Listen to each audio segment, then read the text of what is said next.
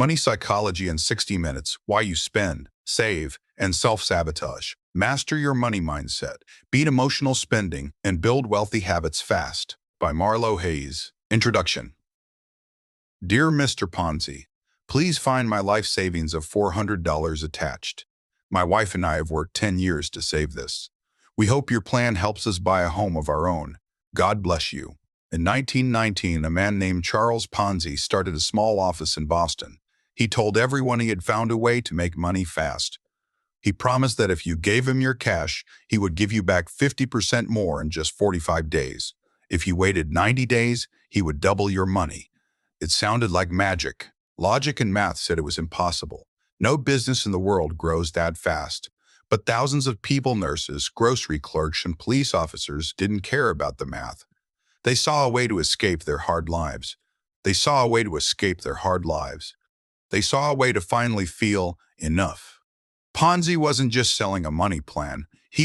Even when the local newspaper said the math didn't add up, people still lined up around the block to hand over their paychecks. The scheme eventually fell apart, and people lost everything.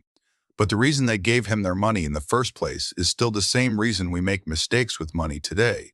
We like to think we are smart with our wallets. We think we buy things because we need them and save money because it is the right thing to do. But most of the time, our bank accounts are just a map of our feelings, the hidden map of your money. Most people feel a pit in their stomach when they open a credit card bill. They feel a rush of excitement when a package arrives at the door, followed by a heavy cloud of guilt 10 minutes later. They wonder why they can't seem to keep money in their pockets, even when they get a raise at work. The truth is that your money problems are rarely about being bad at math. They're about your brain trying to protect you, comfort you, or help you fit in. You might be using money as a coping tool for stress or loneliness. You might be trying to buy the version of yourself that you wish you were. This book is a 60-minute roadmap to help you see the why behind your spending. You're about to move from being a reactive spender, someone who feels out of control, to a proactive wealth builder. You will learn how to stop the cycle of self-sabotage. You will learn how to make money your servant instead of your master. The girl in the glass office. To see how this works in real life, look at Sarah Jenkins. Sarah is 34 years old and lives in a trendy apartment in Chicago. She works as a senior marketing coordinator at a big tech firm. She is very good at her job and earns $95,000 a year. On the outside, she looks like she has it all figured out. But it is 11 p.m. on a Sunday night, and Sarah is sitting on her couch with her cat, Oliver. She is looking at a designer handbag on her laptop screen. Her heart is racing. She just had a very stressful week at work, and she feels like she deserves something nice to make it all bearable. She also feels a lot of pressure to look as successful as her older brother, who is a doctor. Sarah clicks Buy Now for $1,200.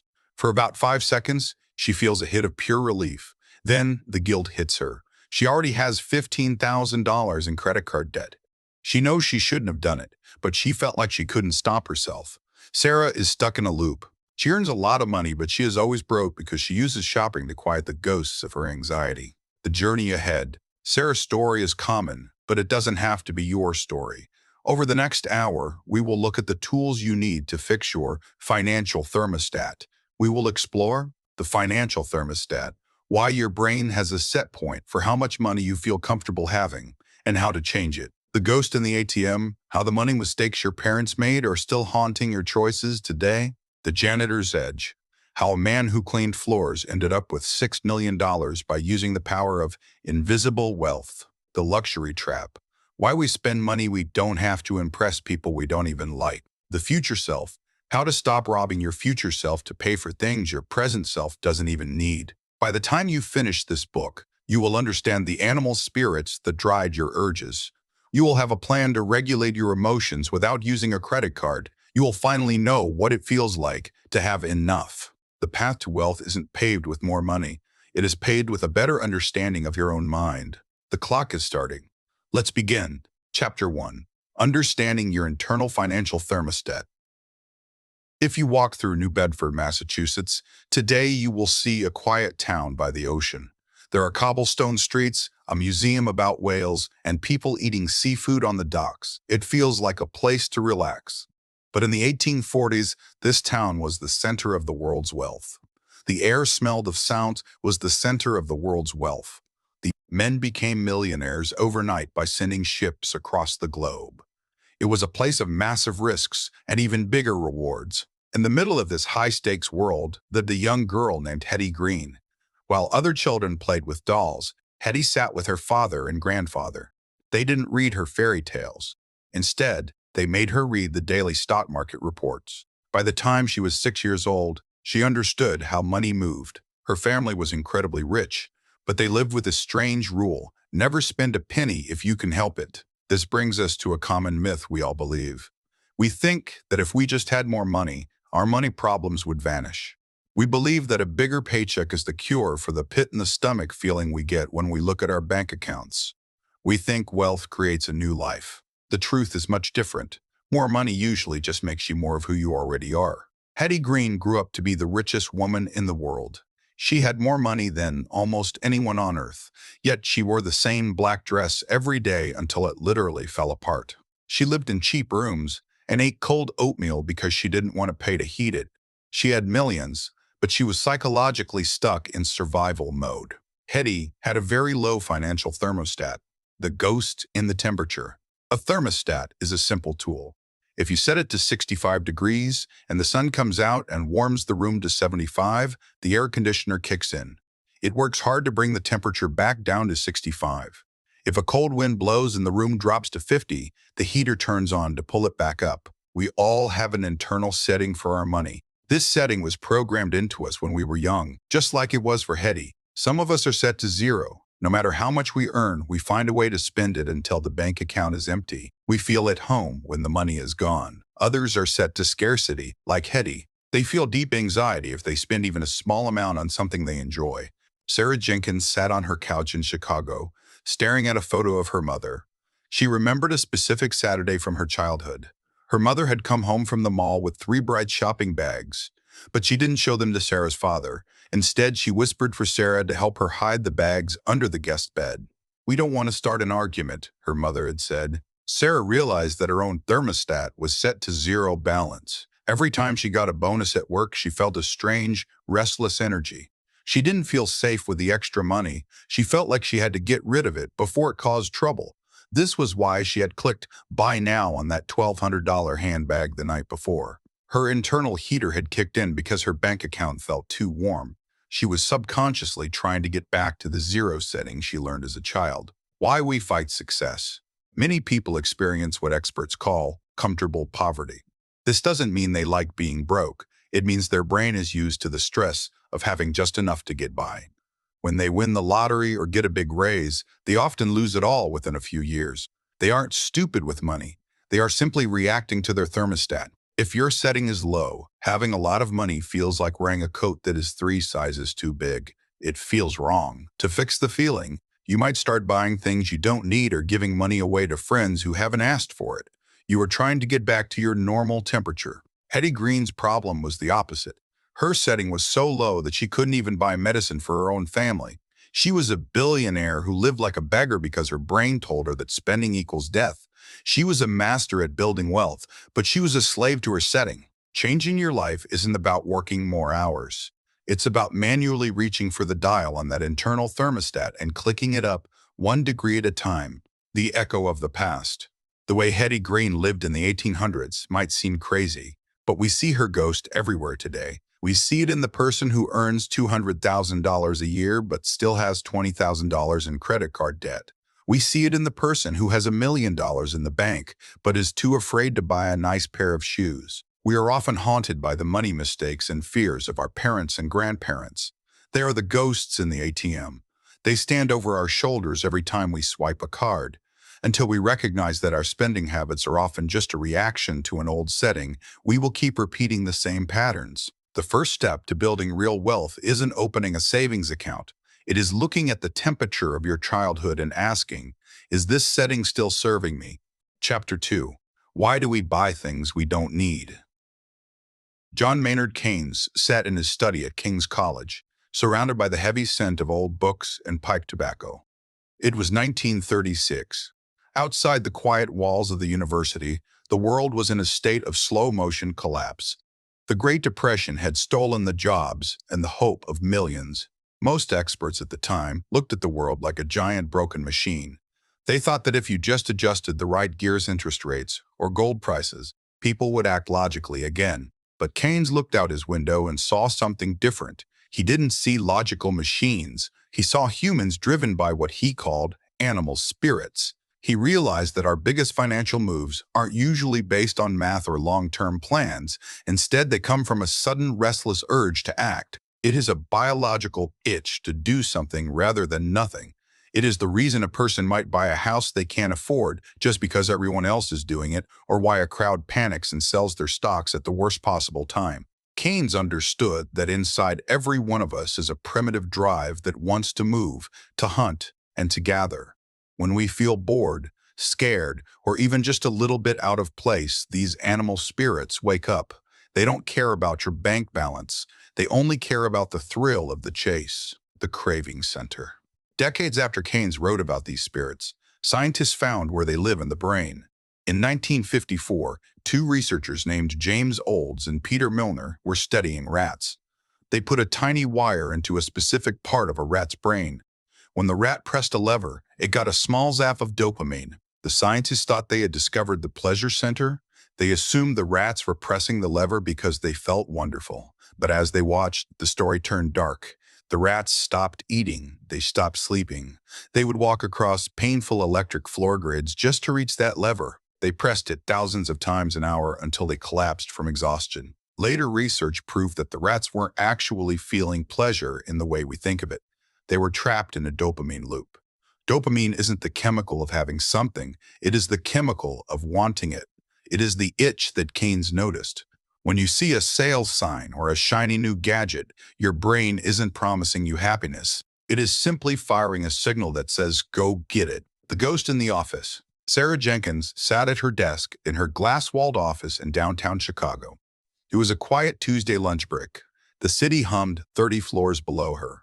She was supposed to be reviewing a marketing report, but her eyes kept drifting to a tab on her computer screen. A coworker had walked by earlier wearing a new midnight aluminum smartwatch.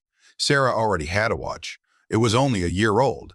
It tracked her steps and told the time perfectly. But as she stared at the sleek photos of the new model online, she felt a familiar, restless energy. Her heart rate actually sped up. This is it, she whispered to herself. This is the ghost in the ATM? She recognized the feeling now.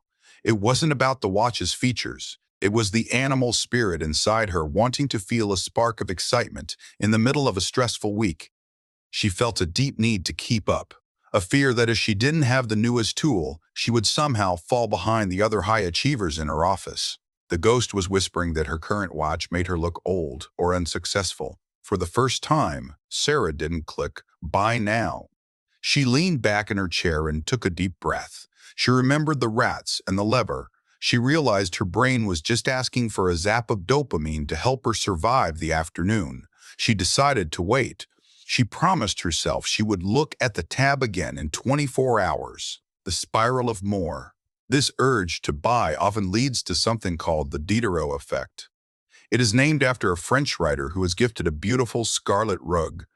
Once the rug was in his house, he noticed his old chairs looked ragged. He replaced them. Then he noticed his desk looked cheap compared to the chairs. He replaced that too.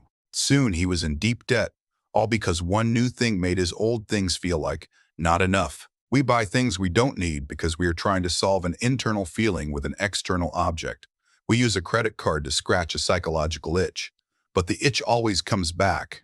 The most powerful tool you have against your animal spirits is the 24-hour rule. Dopamine is a fast-burning fuel. It creates an emergency feeling that says you must buy right now.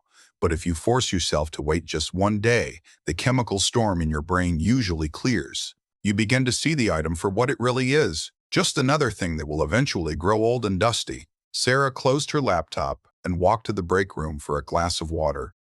The restless feeling was still there, but it was quieter. She hadn't spent any money. She hadn't added to her debt. For today, the lever remained unpressed. She felt a small, steady sense of pride that lasted much longer than the thrill of a new watch ever could. Chapter 3: The Gas Station Millionaire. A man in a worn denim jacket sits at a local coffee shop in Brattleboro, Vermont. He reaches down to fix a small tear in his sleeve. Instead of buying a new coat or taking it to a tailor, he pulls a safety pin from his pocket and clips the fabric together. To the people walking past him, he looks like a man who is struggling to get by. They see a retired gas station attendant and part-time janitor who drives a used car and eats simple meals. That man was Ronald Red. When he passed away at the age of 92, his neighbors and even his own family were shocked. This quiet man, who spent his days picking up sticks for firewood and wearing clothes held together by pins, had a secret. He wasn't poor at all.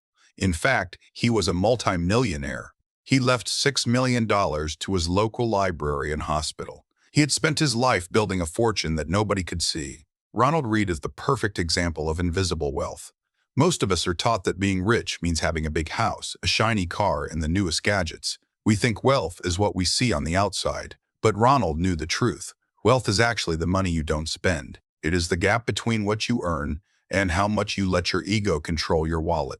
While everyone else was busy trying to look rich, Ronald was busy actually being rich. He had what we call the janitor's edge. He didn't have a high-paying job or a degree from a fancy school. He just had two things: patience and a very low financial thermostat. He was comfortable living on much less than he made. He took his extra money and put it into stocks, letting it grow for decades. He didn't care about the animal spirits that make people run out and buy things just because their neighbors did. The Invisible Wealth Toolkit. Building wealth like Ronald Read doesn't require a math degree. It requires a change in how you see the world. Here are 3 tools to help you find your own janitor's edge. The gap rule. Wealth is the space between your paycheck and your lifestyle. If you earn $5,000 and spend $5,000, you have no wealth, no matter how nice your shoes are. If you earn $3,000 and spend $2,000, you are on the path to freedom, the ego tax. Every time you buy something just to impress someone else, you are paying a tax to your own ego. Before you buy something expensive, ask yourself, would I still want this if no one ever saw me with it? The rule of compounding. Ronald didn't get rich overnight. He let small amounts of money grow over a very long time. Time is the most powerful tool in your kit. The earlier you start leaving your money alone, the less work you have to do later. Sarah Jenkins sat on a wooden park bench, clutching a notebook. The sun was warm, but she felt a chill as she looked at the numbers she had just written down. For years, she told herself she was doing okay because she had a great job in Chicago and a trendy apartment. But as she tallied up her invisible spending, the truth came out. She looked at her phone and started counting. There was the $150 a month for a gym she rarely visited. There were 5 different streaming services she barely watched. Then there were the $7 lattes she bought every morning because she felt she deserved a treat for working so hard. When she added it all up, she realized she was spending nearly $800 a month on things she didn't even care about. She thought about Ronald Read and his safety pin jacket. She looked at her own designer bag, which had cost her 2 weeks of work. She realized she had been spending her Ronald Read fund on a life that made her feel tired and broke. For the first time, Sarah didn't feel the urge to go shopping to feel better. She felt a strange sense of power. She took out her phone and, right there on the park bench, she canceled 4 unused subscriptions. It was a small start, but her financial thermostat was finally beginning to move. Most people spend their whole lives on a treadmill. They get a raise, so they buy a bigger car. They get a bonus, so they go on a more expensive trip. They are working harder and harder just to stay in the same place. This is the luxury trap. Ronald Read escaped that trap by deciding that his peace of mind was worth more than a new coat. He understood that true wealth is the ability to wake up in the morning and say, I can do whatever I want today. You can't buy that feeling at a mall. You can only build it by keeping your ghost in the ATM quiet and focusing on the long game. To start building your own invisible wealth, you have to take the first step today. Don't wait until you have a better job or more money. Open your bank app right now and find one recurring subscription or membership that you don't use or truly need. Cancel it immediately. That money isn't just a few dollars, it is the beginning of your freedom. Chapter 4. Scarcity Mindset, the Invisible Hand on Your Wallet. In 1931, the sound of a heavy wooden door clicking shut could end a family's future. Outside a bank in downtown Cleveland, the air was cold and the crowd was desperate. People had been standing in line for hours, clutching their passbooks. They had heard the rumors that the bank was running out of cash. One man, a father of three named Arthur, stood just 3 feet from the entrance. He could see the teller's face through the glass. He could see the stacks of bills. Then a guard stepped forward and swung the doors closed. The lock turned with a metallic snap. Arthur was one of the lucky ones who had pushed his way inside just seconds before the closed sign was hung. He walked out with his life savings in a paper bag. He was safe, but his brain was changed forever. For the rest of his life, Arthur hid cash in his mattress. He refused to buy a new coat, even when his old one was held together by string. He had plenty of money, but he lived as if he were one day away from starving. This is the power of a scarcity mindset. It is a mental trap that makes you focus so hard on what you lack that you lose the ability to think clearly about the future. During the Great Depression, this fear didn't just make people save, it made them behave in strange, opposite ways. While the economy was crashing, something odd happened. People stopped buying houses and cars, but they spent more money on escapist luxuries. They flocked to the movies. They bought cheap makeup and fancy chocolates. This seems like a mistake, doesn't it? If you are worried about money, why would you buy a lipstick or a movie ticket? The answer lies in how our brains handle stress. When we feel like we don't have enough, our vision tunnels. We focus entirely on the fire right in front of us. We want to stop the pain of feeling poor right now, even if it means making ourselves poorer tomorrow. Scientists have actually measured how much this tunneling hurts our thinking. A famous study looked at sugarcane farmers in India. These farmers get paid once a year, right after the harvest. This means they are rich for a few months and very poor for the months leading up to the next harvest. The researchers gave the farmers IQ tests before and after they got paid. The results were shocking. When the farmers were worried about money, their IQ scores dropped by 13 points. That is the same as losing a full night of sleep. The ghost in the ATM, that lingering fear of not having enough, actually makes us less intelligent. It takes up so much mental energy that we don't have enough bandwidth left to make good choices. Sarah Jenkins felt this tunneling happen on a Tuesday afternoon. She had just finished paying her monthly credit card bill. Seeing the balance drop her checking account to nearly zero sent a wave of panic through her chest. She felt poor. She felt like the walls were closing in, just like they did for Arthur at the bank doors. To quiet the screaming ghost in her head, Sarah stopped at a high-end grocery store on her way home. She didn't buy bread or eggs. Instead, she filled her basket with $200 worth of gourmet cheeses, organic chocolates, and a bottle of wine she couldn't afford. As she stood in the checkout line, she felt a strange sense of relief. By buying these rich things, she was proving to herself that she wasn't actually in trouble. She was using comfort food to mask the fear of her empty bank account. But as soon as she swiped her card, the guilt came rushing back. She had just spent the money she needed for next week's gas. Sarah was stuck in the scarcity tunnel. She was focusing on the fire of her immediate stress and letting her house burn down in the process. She wasn't being bad or stupid. She was simply reacting to a biological urge to survive. Her brain was telling her that a piece of expensive cheese was more important than long-term security because the cheese provided comfort now. This is the invisible hand that reaches into your wallet every time you feel stressed. It tells you that you deserve a treat because life is hard. It tells you that you should buy that shirt today because it might not be there tomorrow. It is a survival instinct that is completely out of place in the modern world. If we want to stop the cycle, we have to recognize when we are in the tunnel. We have to realize that our ghost is lying to us. But knowing you are in a tunnel is only half the battle. The real question is, how do you change the way your brain is wired? If the fear of scarcity is built into our biology, is it even possible to turn it off? The answer lies in a horrific story from the life of Hetty Green, a story that shows just how dangerous a wired brain can truly be. Chapter 5. Rewiring the Neural Circuitry of Compulsive Spending. Richard Thaler never planned to be a revolutionary. In the late 1970s, he was just a young professor who noticed something strange about his friends. They would complain about losing $10 on the street, but they wouldn't walk across the street to save $10 on a new radio. To most experts back then, this was wrong. They believed humans were like tiny computers that always made the best math choices. Thaler knew better. He saw that humans were messy, emotional, and stuck in deep ruts. He didn't want to rewrite the laws of the world. He just wanted to show that our brains are often wired to work against us. This wiring can become a prison if we aren't careful. No one proves this more than Hetty Green. By the 1880s, Hetty was one of the richest women in the world, living in the heart of New York City. She had millions of dollars in the bank, but her brain was stuck in a survival mode from her childhood. She was so afraid of losing money that she wore the same black dress until it turned gray and fell apart. The most famous and tragic example of her miswired brain happened when her son Ned hurt his knee in a sledding accident. A normal mother would have rushed him to the best doctor, but Hetty's internal thermostat was set so low that she couldn't bring herself to spend the money. She dressed in rags and took him to a free clinic for the poor. When the doctors realized who she was and asked for payment, she grabbed Ned and ran away. She spent months trying to find a way to fix his leg for free. By the time she finally gave in, it was too late. The leg had to be cut off.